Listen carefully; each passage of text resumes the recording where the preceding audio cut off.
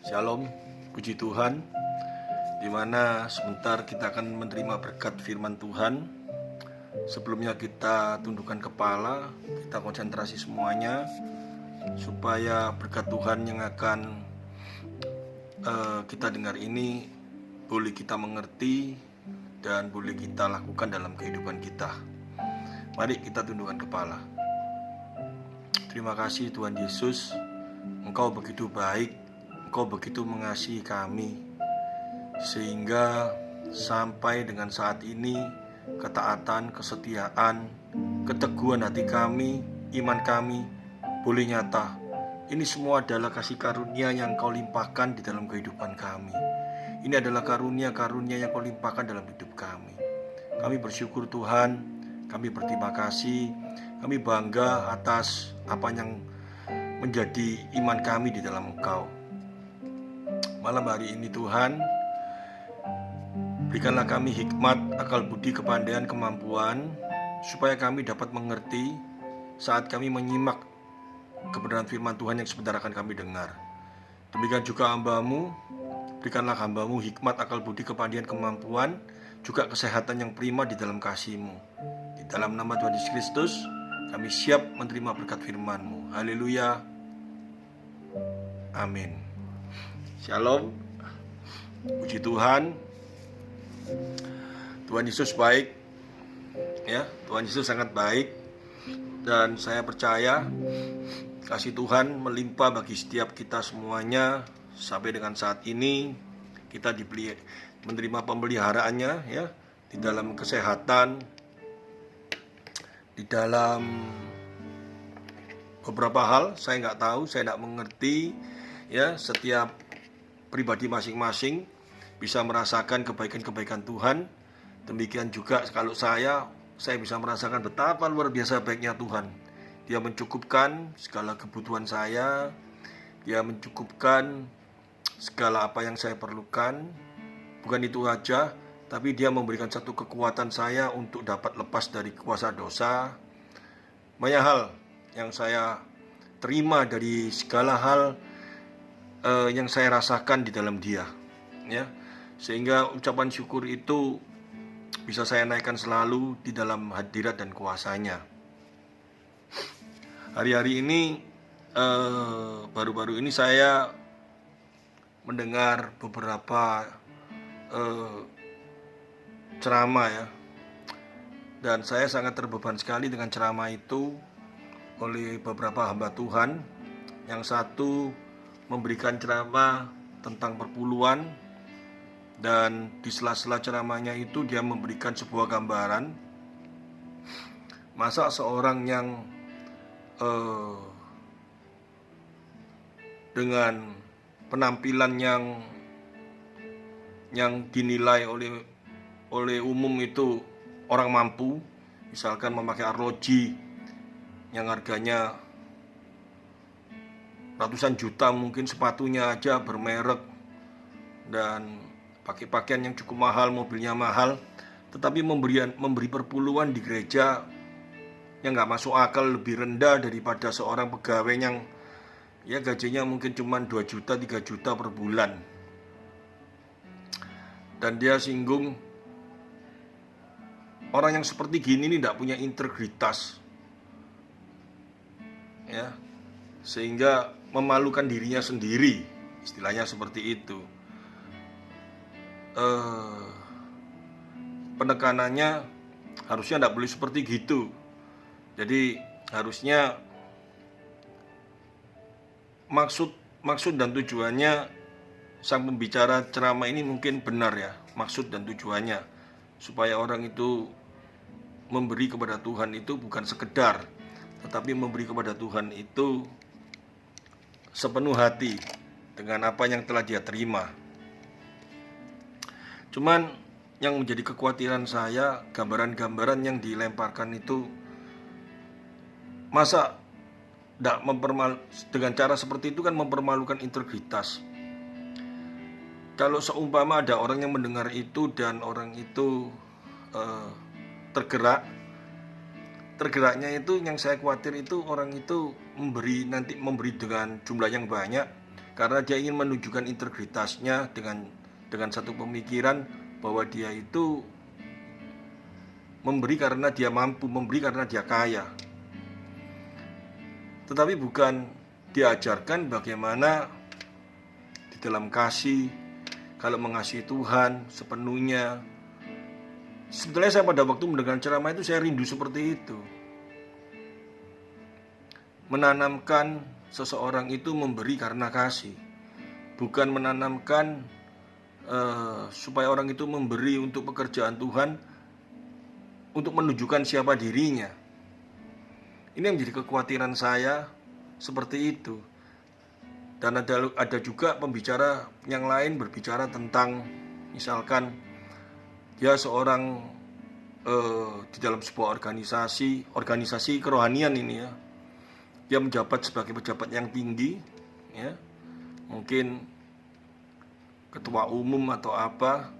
Terus anak buahnya itu menelpon dia, tapi bukan anak buahnya yang menelpon. Ya.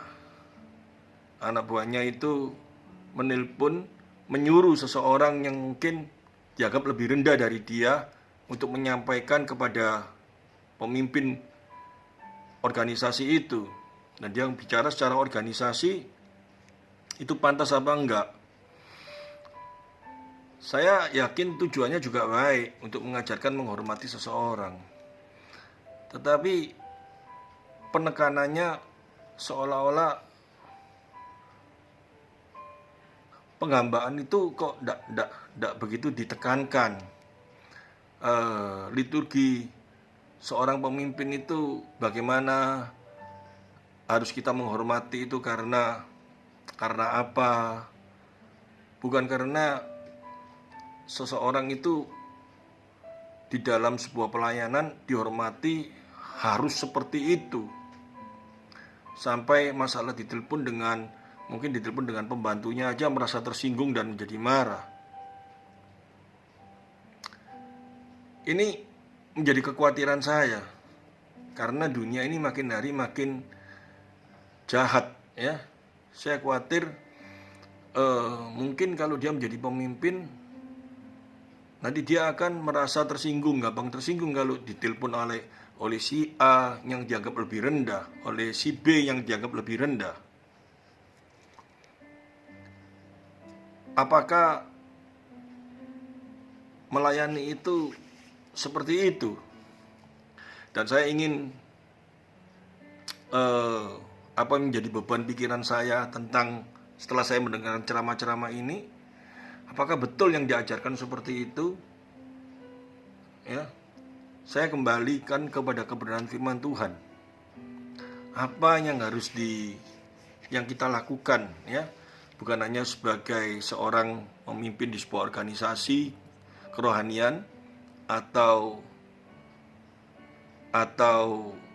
di dalam sebuah perusahaan atau di dalam keluarga.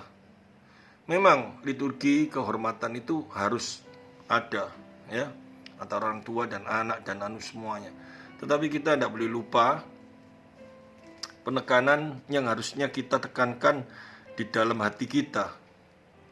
Apa yang menjadi penekanan, sehingga jangan sampai kita mengutamakan tentang hal-hal yang demikian ya, yang biasanya diterapkan oleh kehidupan, maaf kalau saya ngomong, orang yang belum mengenal Tuhan, tentang memberi itu karena gengsi ya. Masa seperti gini integritasnya turun nanti seperti itu, gengsinya mau diangkat supaya dia memberi. Yang satunya, seorang pemimpin harus dihormati sampai dia tidak mau menerima telepon, kalau yang menelpon itu mungkin pembantunya. Yang menjadi pemikiran saya pada saat saya mendengar itu, yang pertama kali, saya yakin Tuhan tidak pernah menekankan memberikan kepada persembahan kepada Dia itu untuk menaikkan gengsi kita.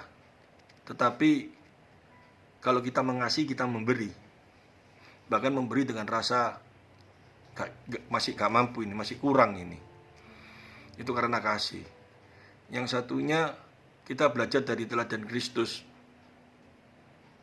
Dia menjadi seorang bukan pemimpin, tetapi dia Allah yang turun ke dunia. Tapi dia mau datang di dunia sebagai hamba. Dia lakukan itu semuanya.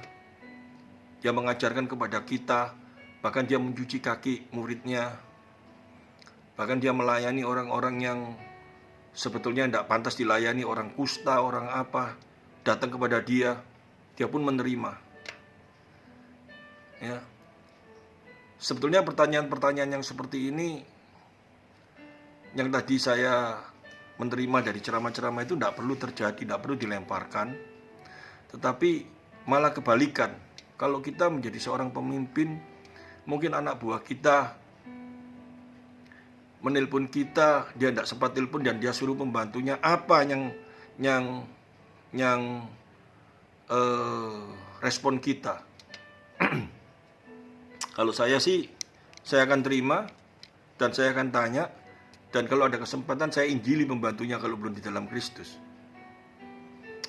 Pembantunya nggak masalah, semua orang nggak masalah, asal itu wajar kok menerima telepon gitu aja. Kenapa kita harus menjadi tersinggung?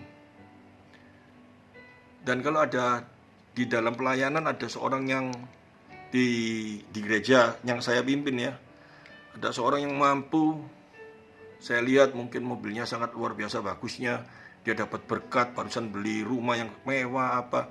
Tetapi jangankan memberi perpuluhan yang sedikit, belum memberi perpuluhan, saya tidak menekankan kamu gak malu tak gak memberi perpuluhan, enggak. Yang ada dalam hati saya satu, bagaimana kita mengajar dia di dalam kebenaran firman Tuhan. Mungkin dia belum mengerti, atau mungkin dia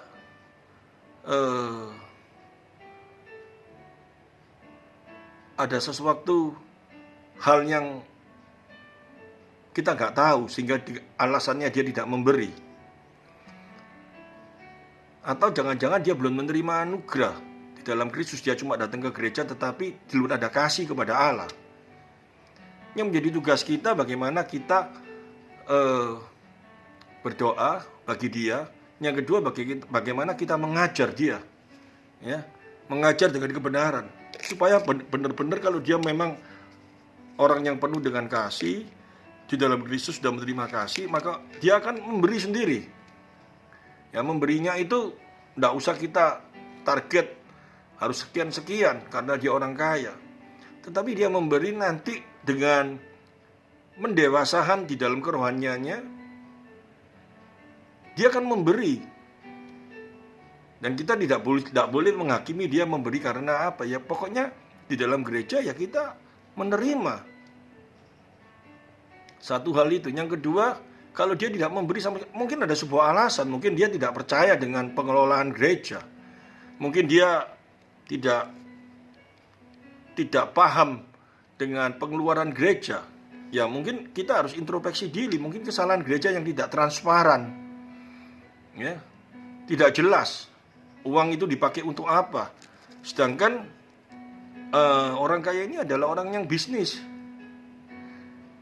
Dia selalu hidup di dalam transparansi semuanya.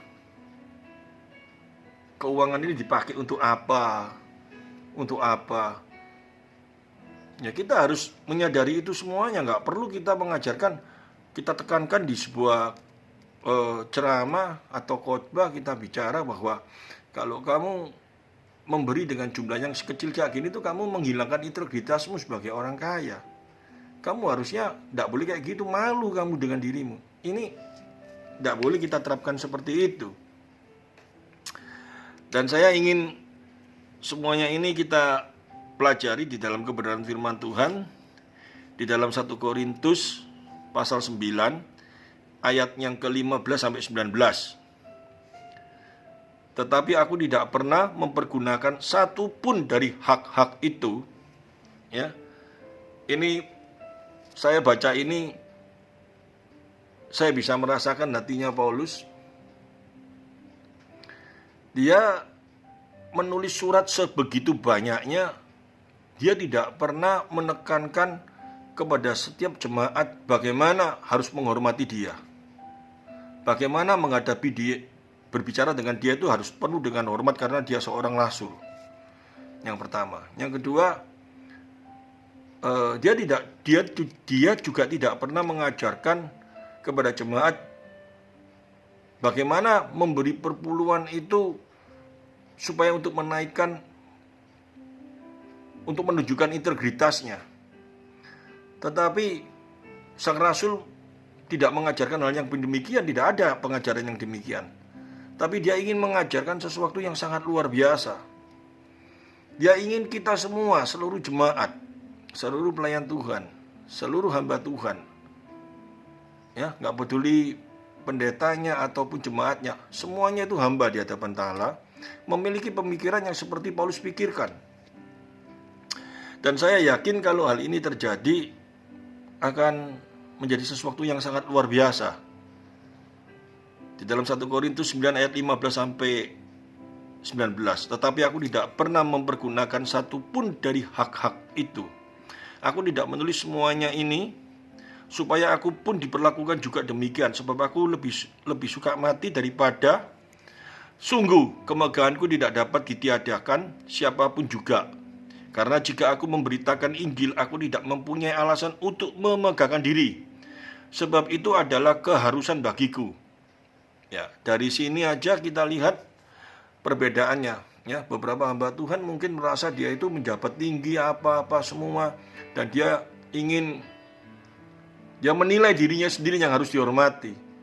Tetapi Paulus tidak ada penilaian yang seperti itu. Yang menjadi satu keutamaan, sebab itu adalah keharusan bagiku, celakalah aku jika aku tidak memberitakan Injil. Jadi yang diutamakan itu bagaimana Injil bisa diberitakan.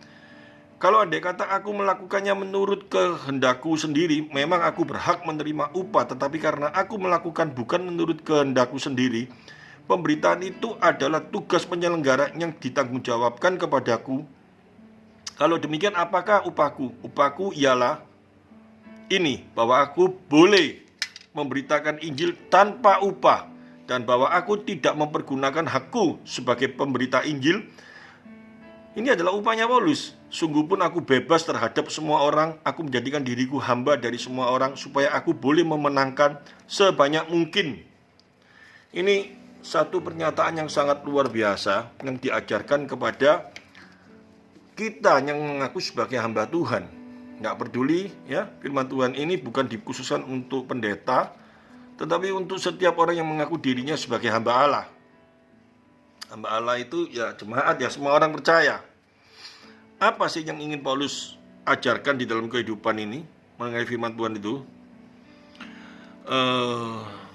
Motivasi Paulus untuk menuliskan dan membagikan pengalamannya dalam ayat 14, ya, sampai dengan ayat yang ke-19, bahkan sampai dengan ayat yang ke-20, 26, 27 ya, saya lupa.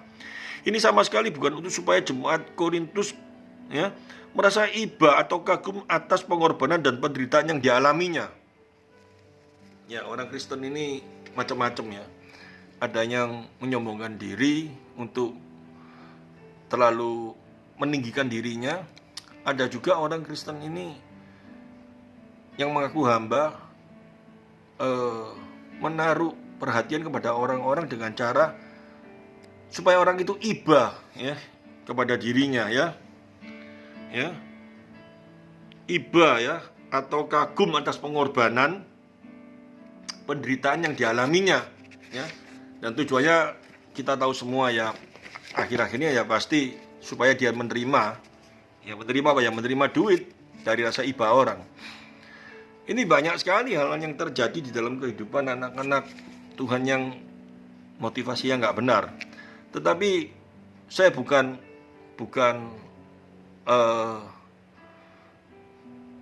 berbicara semua hamba Tuhan seperti itu. Tetapi hendaklah mereka yang motivasinya salah bertobat, ya, nggak usah marah dengan kebenaran firman Tuhan, karena ini yang berbicara kebenaran firman Tuhan. Yang aslinya berarti banyak orang yang melakukannya dengan motivasi yang salah. Sehingga kalau dibenarkan oleh kebenaran firman Tuhan, jangan dibantah, jangan bahkan marah dengan saya. Saya hanya menyampaikan kebenaran firman Tuhan. Ya, tujuan Paulus hanyalah satu, yaitu untuk mendidik, ya, memberikan teladan bagi jemaat Korintus, ya, supaya mempunyai motivasi yang murni atas penyangkalan dirinya. Ya, ada beberapa orang yang memang menyangkal diri, ya, mau seperti ini, tetapi harus yang murni, yang seperti sang rasul, ya. Tetapi yang menjadi satu kegaguman saya mengaku, ya, dan ini menjadi satu pukulan dalam pribadi saya sendiri, bahwa selama ini saya sangat rasanya marah, bahkan rasanya nggak suka, ya, kumpul dengan orang-orang yang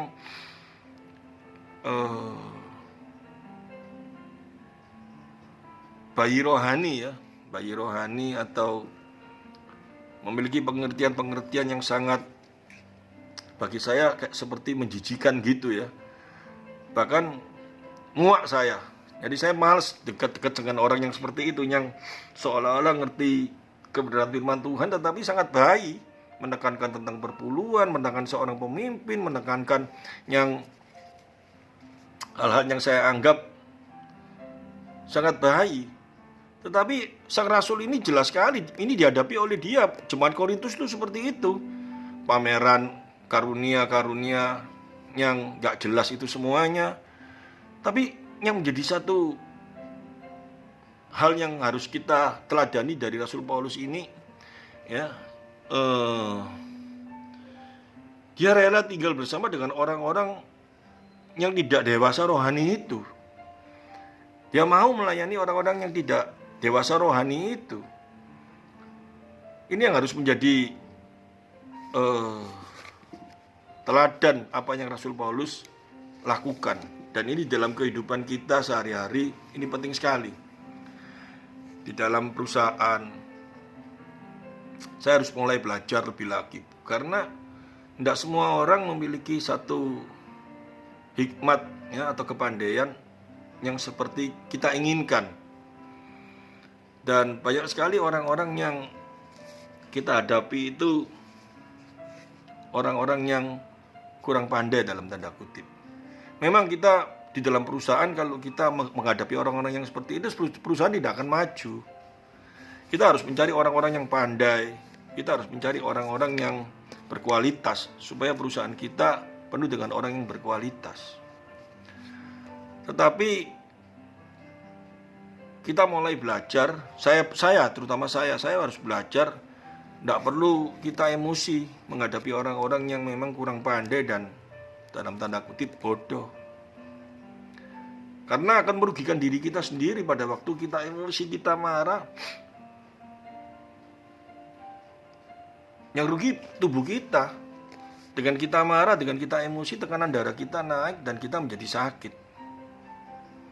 Kita harus lebih bijak terhadap diri kita sendiri.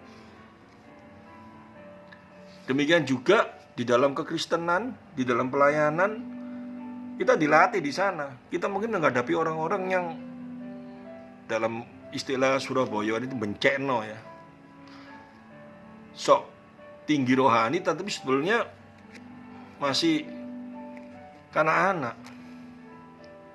Ya, kita tidak perlu emosi. Ya, kita hadapi mereka dan kita berpegangan kepada kebenaran firman Tuhan ini. Rasul Paulus ini menghadapi orang-orang yang seperti ini, tapi dia dengan santai, dia mengajar, dia memberikan teladan kepada dirinya, kepada orang-orang itu semua.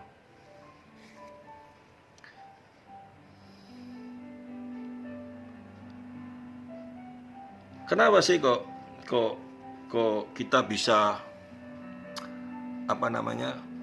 arogan seperti itu?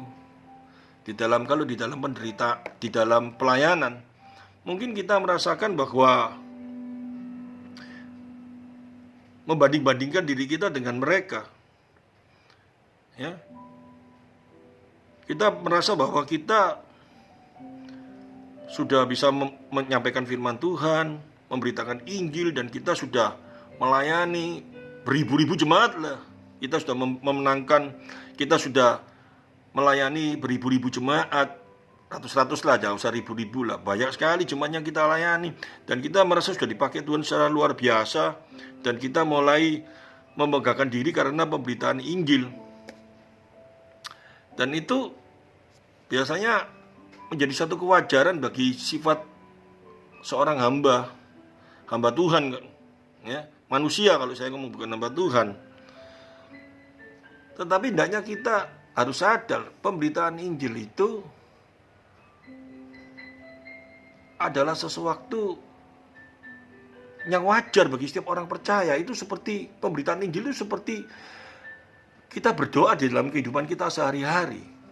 Karena pemberitaan Injil itu bukan sewaktu yang menjadi hal yang menjadi pilihan kita mau atau tidak.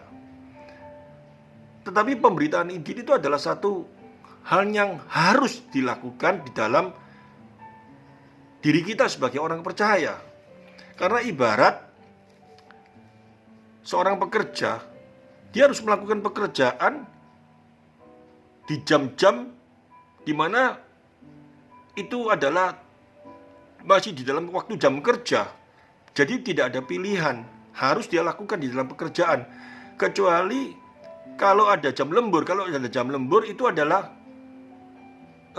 pilihan kita mau lembur apa enggak. Tetapi pemberitaan Injil itu seperti seorang pekerja yang masih di dalam jam bekerja. Sehingga pemberitaan Injil itu adalah suatu kewajaran sebagai orang percaya. Nah, kalau namanya kewajaran, itu tidak boleh kita, aku ini kerja loh, terus kita merasa satu kebanggaan, satu kesombongan. Dan ini bisa dialami. Bahkan bukan di dalam pengabaran Injil, pemberitaan Injil. Di dalam kehidupan sehari-hari, dalam perusahaan, saya sering kali menghadapi seperti itu. Anak buah saya, dia bekerja semangat, getu. Pada waktu rapat saya ngomong, bagaimana pekerjaan lu? Saya ini sudah ngotot lu, sudah getu lu, sudah bagaimana? Rasanya kok menjadi sebuah kebanggaannya dia, dan merupakan satu hal yang luar biasa dia lakukan. Padahal kalau dia ngotot, dia waktunya jam kerja, dia bekerja dengan sungguh-sungguh, itu adalah satu kewajaran, satu keharusan yang tidak perlu dijadikan sebuah kebanggaan. Karena kalau pada waktu dia ngomong, aku ini sudah bekerja luar biasa, aku itu sudah kayak gini, itu kan satu hal yang wajar. Memang dia sebagai seorang pekerja, dan itu waktu kerja. Demikian juga pengabaran Injil itu, Rasul Paulus berbicara di dalam ayat-ayat selanjutnya, nggak boleh kita dia ngomong seperti ini ya, aku tidak menulis semuanya ini supaya aku pun diperlakukan demikian juga, sebab itu aku lebih suka mati daripada sungguh kemegahanku tidak dapat ditiadakan siapapun juga, karena jika aku memberitakan Injil, aku tidak mempunyai alasan untuk memegahkan diri. Jadi memberitakan Injil bukan menjadi sebuah alasan untuk memegahkan diri, itu artinya itu sebuah wajar. Yang saya gambarkan seperti seorang pekerja yang melakukan pekerjaannya di jam kerja. Gak perlu dibangga-banggakan seperti itu. Nah, saya teruskan.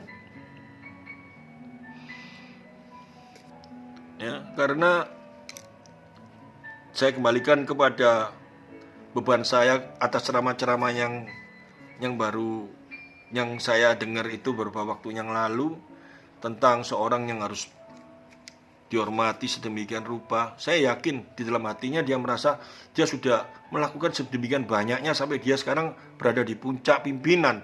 Sehingga kalau dia sudah ada di puncak pimpinan, dia harus dihormati secara luar biasa. Memang penghormatan secara organisasi itu penting. Tetapi dalam organisasi saya mau tanya, nggak ada di organisasi itu dibicarakan kalau kamu menelpon nggak boleh menyuruh pembantumu untuk nelpon dia. Nggak ada undang-undangnya seperti gitu.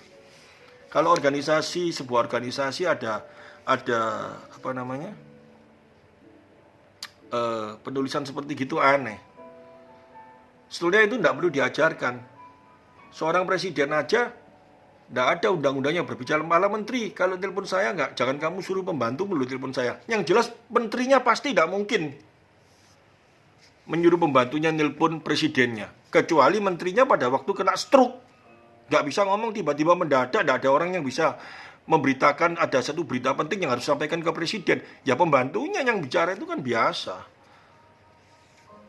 Jadi hal yang seperti ini dilemparkan ini bagi si pembicara itu, saya yakin dan saya percaya mungkin di dalam hatinya dia ingin dihormati, seperti itu aja.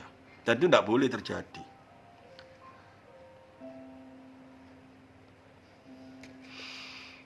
Jadi saya jelaskan melalui kebenaran Tuhan, jika kita memberitakan Injil itu merupakan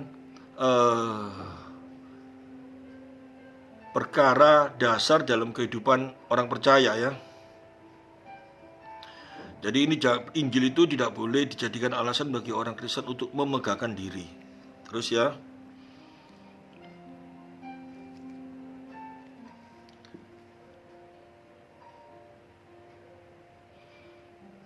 dalam ayat 17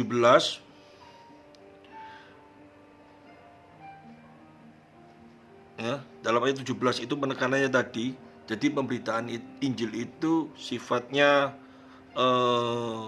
satu hal yang menjadi pokok di dalam kehidupan orang Kristen yang mengaku dirinya sebagai seorang hamba. Karena jelas sekali perintah Tuhan, kita harus memberitakan Injil. Terus kita teruskan.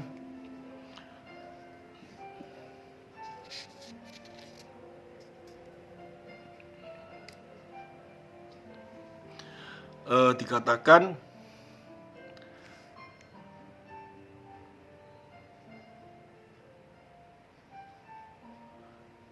tentang pemberitaan Injil itu adalah satu hal di dalam ayat ini dikatakan, kemegahanku tidak ditiadakan siapapun juga, karena jika aku memberitakan Injil aku tidak mempunyai alasan untuk memegahkan diri, sebab itu adalah keharusan bagiku. Celakalah aku jika aku tidak memberitakan Injil.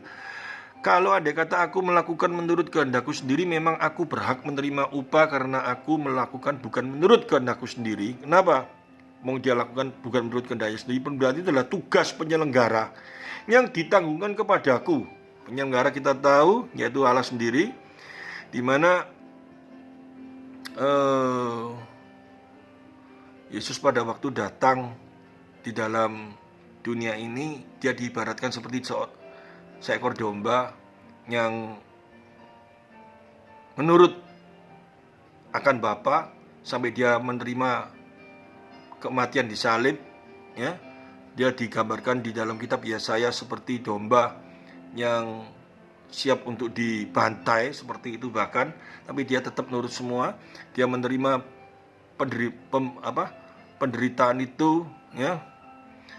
Dikatakan sama Paulus seperti itu, penyelenggaraan yang ditangguhkan kepadaku. Kalau demikian apakah upahku? Upahku ialah, ini satu hal yang sangat luar biasa, bahwa aku boleh memberitakan Injil tanpa upah, dan bahwa aku tidak mempergunakan hakku sebagai pemberita Injil. Sungguh aku bebas terhadap semua orang. Aku menjadi diriku sendiri, hamba dari semua orang, supaya aku boleh memenangkan sebanyak mungkin orang. Ini satu hal yang sangat luar biasa ya. Sang Rasul ini merasakan bahwa kalau dia bisa memberitakan sebuah pemberitaan Injil itu merupakan satu hal yang wajar, dan itu bukan menjadi sebuah kebanggaan dalam dirinya. Dan penerapan dalam kehidupan kita, kalau kita memang mau menerapkan di dalam kebenaran firman Tuhan, di dalam Roma pasal 12 ayat 1, persembahkan tubuhmu sebagai persembahan yang hidup, yang kudus, itu ibadahmu yang sejati. Jadi kalau kita bisa bekerja di dalam sebuah perusahaan, bekerja dengan baik, dengan benar, itu tanda kita orang percaya, itu tanda kita orang yang mengasihi Tuhan. Jadi kita nggak usah terlalu bangga dengan hal ini, karena kebanggaan dalam hal ini akan berakibat satu kesombongan. Setiap kebanggaan yang terjadi dalam diri kita tanpa melibatkan Kristus akan mengakibatkan sebuah kesombongan, akan mengakibatkan sebuah dosa, kalau saya ngomong seperti gitu.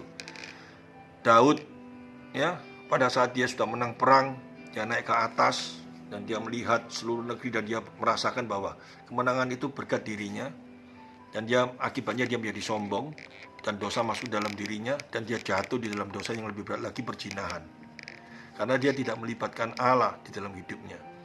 Sehingga kalau kita bisa berhasil dalam kehidupan kita semua, kita harus kembalikan lagi kepada Tuhan ya. Bahwa semua bisa terjadi karena Tuhan. Sehingga tidak menjadi satu kesombongan, sehingga kita selalu waspada akan dosa-dosa yang selalu mengintai kita. Demikian juga Rasul Paulus, dia bisa berkata bahwa upahku yang terbesar ya, saat dia bisa memberitakan firman Tuhan atau Injil atau kebenaran itu bagi setiap orang ya, dia bisa menjadikan dirinya seorang hamba dan dia tidak mencuri kemuliaan Tuhan dengan cara yang dia katakan di sini, mempergunakan hakku sebagai pemberita Injil ya. Jadi aku tidak mempergunakan hakku sebagai pemberita Injil ya. Dia tidak merasakan keberhasilan itu karena dirinya. Itu semua adalah upah. Yaitu apa? Dimana dia ingin mengaku kalau secara kemanusiaan dia ngomong, dia harusnya menerima hak itu. Tetapi dia bisa melepaskan seluruh haknya. Itu adalah satu upah di mana kemampuan daripada bukan dirinya sendiri, tapi kemampuan daripada Allah Roh Kudus, kemampuan daripada kasih Kristus yang hadir dalam dirinya, yang memampukan dia untuk bisa lepas dari hal-hal kesombongan itu semua, untuk bisa lepas dari hal-hal yang harusnya seolah-olah menjadi haknya. Itu dia anggap adalah upah. Itu yang dianggap adalah sesuatu yang sangat luar biasa yang dia terima melalui apa yang telah dia lakukan itu. Alangkah luar biasanya jika semua hamba Tuhan memiliki hati yang seperti Rasul Paulus miliki. Ya, tanda seorang yang telah menerima Kristus. Saya ingin belajar dan saya ingin sekali dirubah oleh Kristus, ya, supaya saya memiliki hati yang seperti Paulus miliki. Saya ingin memberi di dalam pekerjaan Tuhan karena kasih-Nya.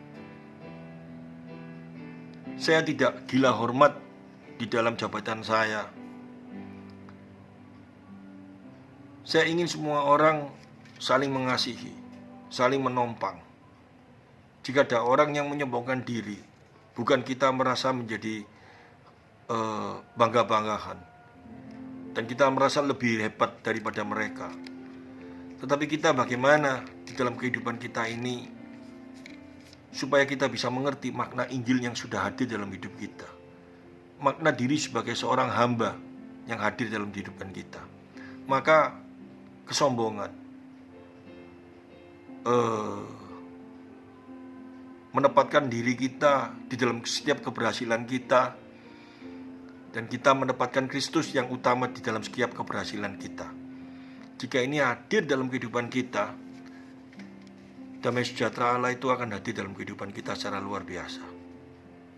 Saya percaya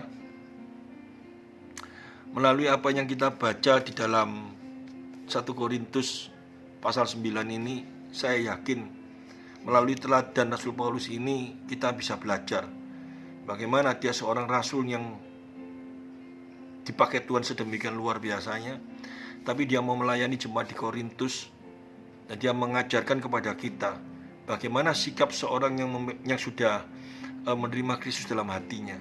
Bagaimana sikap seorang hamba, bukan merendahkan dirinya, tetapi membawa dirinya supaya Injil itu bisa diberitakan, dimenangkan bagi setiap orang. Saya bisa rasakan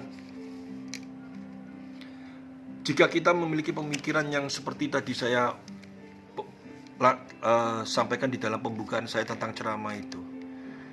Bila hati kita menilai seseorang memberi dan kita menilai dari apa yang dia tampilkan dalam kehidupannya, dan kita merasa kamu gak pantas, kamu integritasmu dijatuhkan dengan apa yang kamu berikan sedemikian kecilnya, maka makna pelayanan kita akan hancur. Apalagi kalau kita merasa bahwa kita ditelepon oleh orang rendahan dan kita merasa tersinggung dan kita merasa tidak dihormati. Kita harus ingat teladan Kristus, teladan Paulus. Maka hati kita bukan menilai seperti itu. Meskipun di dalam organisasi perlu yang namanya hierarki, tetapi kalau organisasi itu bergerak di dalam kehidupan kerohanian, kita harus menyertakan di dalam kasih-Nya. Orang sekuler aja bisa mengerti tentang hal ini, apalagi kita sebagai seorang yang sudah menerima Kristus dalam hati kita. Saya percaya, saya menyampaikan hal ini cukup berat, tetapi kebenaran firman Tuhan harus saya sampaikan supaya kasih Kristus boleh hadir bagi setiap kita semuanya. Amin firman Tuhan. Terima kasih Tuhan Yesus, Engkau begitu luar biasa dalam hidup kami semuanya. Hendaknya kasih yang sudah Kau terapkan di dalam hidup kami boleh nyata. Melalui pemberitaan firman-Mu ini, sempurnakanlah, jauhkanlah dari kekerasan hati kami, jauhkanlah kami dari kesombongan, jauhkanlah kami dari hati seorang hamba. Meskipun jabatan kami tinggi di dalam sebuah organisasi, ataupun jabatan kami tinggi di dalam sebuah perusahaan, hendaknya hati seorang hamba boleh tetap hadir dalam kehidupan kami, sehingga Injil boleh diberitakan. Terima kasih Allahku, terima kasih Yesusku, terima kasih Allah Roh Kudus. Kau telah memberikan satu kemampuan bagi kami semuanya untuk menjadi sadar dan menjadi benar di dalam kehidupan ini. Terima kasih Tuhan, terpujilah nama-Mu. Haleluya. Amin.